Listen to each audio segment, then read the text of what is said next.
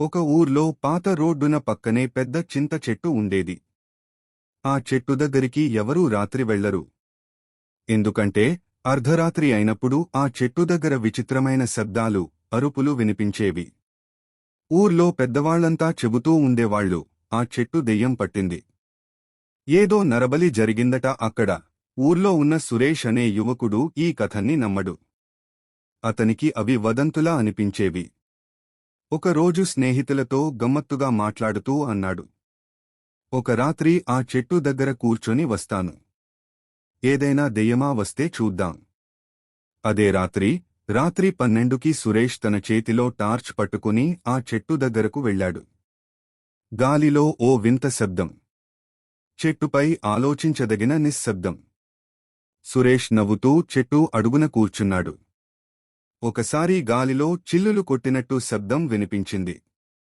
సురేష్ చూశాడు, ఏమీ లేదు. 5:30 నిమిషాల తర్వాత ఆ చెట్టుపై ఎవరో ఏడుస్తున్నట్టు వినిపించింది. సురేష్ నిలబడి పైన చూశాడు. ఒక తెల్లటి చీర కట్టిన భయానక ముహూర్తం రూపం చెట్టు డెక్కి వేలాడుతూ, నువ్వెవ్వురా? నన్ను కలవరపెట్టేది. అది చూసిన సురేష్ టార్చ్ వదిలేసి పారిపోయాడు. పక్కనే ఉన్న పూలదారిలో అతడికి స్పష్టంగా నడుస్తున్న అడుగుల శబ్దం వినిపించసాగింది.